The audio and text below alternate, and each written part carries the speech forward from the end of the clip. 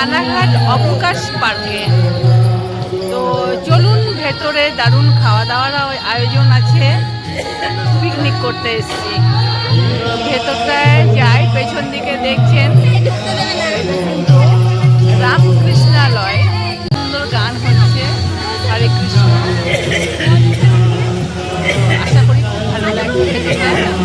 Ranaghat station থেকে এই অবকাশ পার্কে যদি টোটো বা অটো করে আসেন, মাত্র 20 টাকা ভাড়া নেবে। দরদাম করলে 15 টাকাও নিতে পারে। তো রানাঘাট স্টেশন থেকে অবকাশ পার্ক বললেই আপনি পৌঁছে যাবেন, এমন সুন্দর একটা পরিবেশে। অবকাশ নামটার একটা যথার্থতা আছে। সত্যি অবসর সময়টা কাটাবার জন্য এই পার্কটির সাথে তুলনা করা যায় না অন্য পার্কের। এমন সুন্দর সবুজে ঘেরা, দুপাশে তার মাঝ দিয়ে চলে গেছে সুন্দর রাস্তা এবং অনেকটাই বড় এই অবকাশ পার্ক। অপূর্ব সুন্দর এই পার্কের মধ্যে আপনি একপাশে যেমন খেলার মাঠ পাবেন, খোলা জায়গা আছে, আজকে পিকনিকের ব্যবস্থা হয়েছে আমাদের, দেখতেই পাচ্ছেন। খুব সুন্দর পরিবেশ, রান্না বান্নার আয়োজনও চলছে। আর ঠিক তেমনভাবে আরেক দিকে রয়েছে আশাবরী বলে গ্যালারি। গ্যালারিটাও সুন্দর সাজানো আছে, বাচ্চাদের উপযোগী। যেমন পুতুল আছে তেমন আছে একটি সুন্দর জলাশয়, যে জলাশয়ের ধার ঘিরে রয়েছে বেশ কিছু ফুলের গাছ। সত্যি খুব মনোহর জায়গাটা। আর এই জায়গায় আসতে কার না ইচ্ছা হবে। আর বিভিন্ন অনুষ্ঠান, অর্থাৎ 23শে জানুয়ারি, 26শে জানুয়ারি, নেতাজির জন্মদিনে এই যে জায়গা, এখানে কিন্তু অনুষ্ঠান পালন করা হয়। এখনও দেখছেন মালা দেওয়া আছে। ছোটদের খেলবার খুব সুন্দর দোলনা সহ আরও বেশ কিছু সরঞ্জাম রয়েছে এখানে। আর আমাদের ইতিমধ্যে তো টিফিনের আয়োজনটা কমপ্লিট হয়েই গেছে। লাঞ্চ কুপন এবং টিফিনের কুপন ফুডি দ্য গ্রেট শুভজিতের সাথে আমরা আজকে পিকনিকের আয়োজনে অংশগ্রহণ করেছি। শুধু কফি নয়, পেছনে দেখুন ফুচকা স্টলও আছে সবার জন্য। রেডি হয়ে গেছে আমাদের ফুলকো ফুলকো কচুরি, তার সাথে আলুর দম।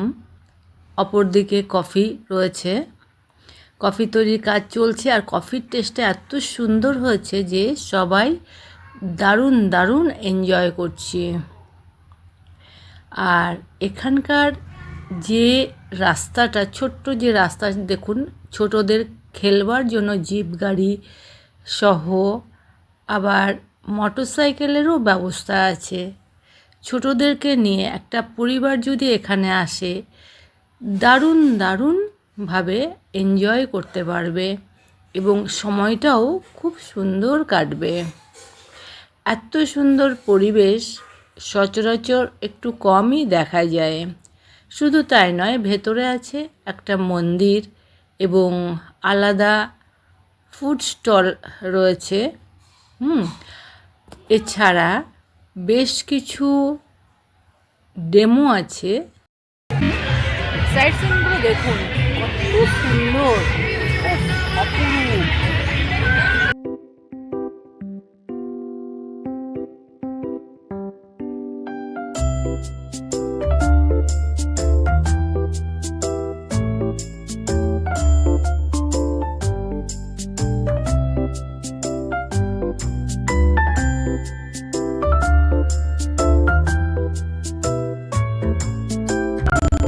পকোড়া খেতে খেতে আমরা দারুণ এনজয় করেছি।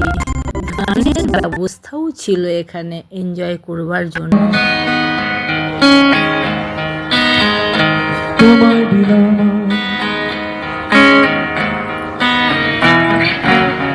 আমি আসিয়া গভীর রাতে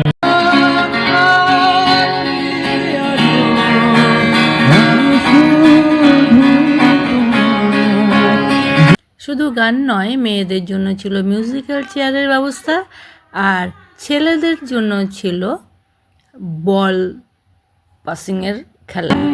অনিয়মে রহমে বাধারণে আমায় নিয়ে খোঁজ পাবো বাতাসে ছিলা।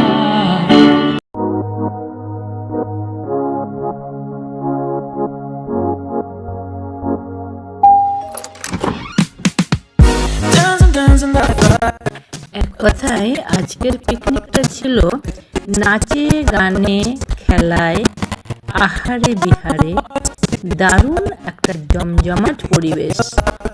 তো আমরা দুপুরবেলা লাঞ্চে বসে গেছি। লাঞ্চে মাছ, মাংস, চাটনি, ডাল, সবজি, পাঁপড়, মিষ্টি সহ খাওয়া দাওয়া করে আমরা পাশেই কৃষ্ণালয়ের ভেতরে প্রবেশ করলাম। খুব সুন্দর, এগুলো একটা মানে দারুণ দেখবার মতো জায়গা। এই রামকৃষ্ণালয়ে আজকেও একটা অনুষ্ঠান ছিল, যার জন্য আজকে ভিড়টা একটু বেশি ছিল। ভেতরের পরিবেশটা অসাধারণ। সান্ধ্যকালীন একটা গান বাজনা বা কথামৃতের আয়োজন আছে, তাই এখানে সেই ব্যবস্থাপনায় হচ্ছে এবং মাদুর পাতা হচ্ছে দেখতে পারলাম। এক কথায় আজকের দিনটা খুব ভালো কেটেছে। তো এরকম একটা পরিবেশে কে না আসতে চায়? আমার তো ভীষণ ভালো লেগেছে।